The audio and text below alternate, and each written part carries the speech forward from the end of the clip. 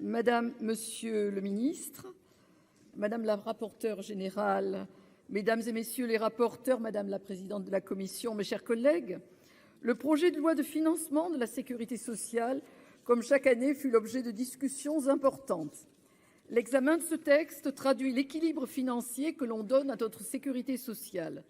Les orientations que nous impulsons cette année répondent à de nombreux besoins pour nos concitoyens.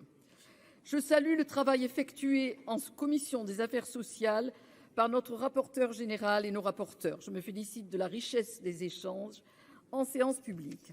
Alors que nous faisons encore face à des tensions dans de nombreux secteurs de la santé, je souhaite remercier l'ensemble des soignants pour leur engagement et leur travail quotidien au plus près des Français. Les soins et l'offre de soins sont essentiels et doivent être répartis sur l'ensemble du territoire afin que chacun puisse en bénéficier. C'est là notre objectif absolu. Il en va de même de la prévention et j'aimerais particulièrement revenir sur ce point. Je pense que nous devons poursuivre nos efforts dans ce domaine. L'information des Français, la formation des professionnels, les dépistages permettent d'éviter des situations qui pourraient s'aggraver rapidement.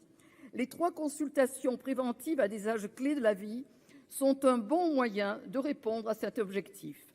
La prévention est essentielle pour la protection de nos enfants. J'y suis très attachée. Il faut la développer afin de lutter contre les différentes formes d'addiction auxquelles les jeunes sont confrontés. Les tiers-lieux sont d'ailleurs une piste intéressante pour approcher certaines personnes en milieu rural ou dans des quartiers des villes. Je profite de parler de prévention pour évoquer celle de la perte d'autonomie. Nous avons entendu les promesses faites et les évolutions entérinées. Il faut se concentrer sur les emplois dans ce secteur, c'est indispensable. La dépendance va augmenter entre 2020 et 2030 et l'on prévoit 200 000 personnes supplémentaires concernées. Mon collègue Daniel Chassaing a évoqué un objectif de 50 000 emplois dans le secteur. Nous devons poursuivre nos efforts. Revenir sur la perte d'autonomie me permet de mettre en lumière les personnes accompagnantes. Les aidants sont précieux et consacrent une grande partie de leur vie à l'aide d'un parent. Il faut saluer leur engagement, souvent source de sacrifices. Je me félicite donc de l'adoption de l'amendement concernant l'ouverture de certaines activités des EHPAD à certaines personnes sujettes à des troubles cognitifs. Cet accueil de jour de personnes non résidentes sera bénéfique pour elles, pour leur maintien à domicile, mais également pour soutenir les aidants. Même si cela est déjà possible, il était important de le clarifier. Il y a de nombreuses autres avancées dans ce PLFSS qui auront un impact, j'en suis sûre, positif sur nos territoires. L'ouverture de la prescription et de l'administration des vaccins à davantage de personnel de santé, comme les pharmaciens, les infirmières ou encore les sages-femmes, est une bonne chose. Concernant les pharmaciens et plus largement le sujet des médicaments, je me félicite de l'adoption de l'amendement concernant la sécurisation de la filière de la vente en gros de médicaments, sujet ô combien crucial. Début octobre, j'ai alerté le gouvernement sur une pénurie des médicaments en France. Les tensions sur certains médicaments, les antidiabétiques, les anticancéreux ou encore ceux qui luttent contre l'hypertension ne doivent pas persister. Une restructuration structurelle, comme évoqué par le ministre, est nécessaire. Notre groupe est très engagé sur ce sujet. Autres avancées notables, la pilule du lendemain gratuite pour toutes les femmes sans ordonnance, ou encore le dépistage des infections sexuellement transmissibles afin d'éviter leur propagation, des grossesses extra-utérines et des malformations.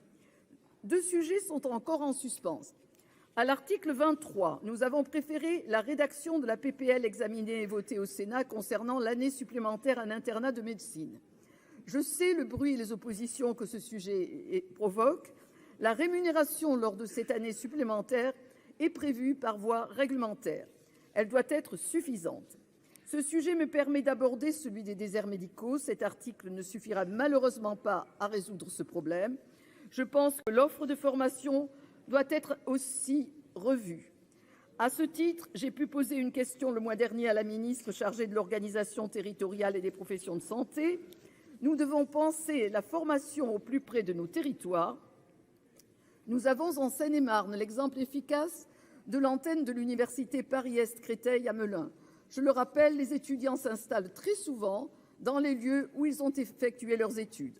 Ce genre de pratique doit faire partie du panel des solutions pour lutter contre le manque d'offres de soins et de personnel soignant au sein de nos territoires.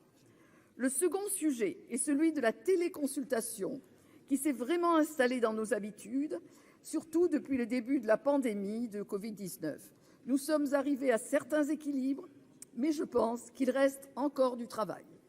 Ce sujet est passionnant pour l'évolution de la médecine et nous allons au-devant d'innovations qui nous permettront de progresser encore davantage. Attention cependant, tout ne peut pas se faire en télémédecine. Enfin, et pour terminer, la réforme des retraites est importante. Le travail est en cours et nous attendons l'arrivée rapide d'un texte. Nous espérons une proposition de réforme pour les prochaines semaines.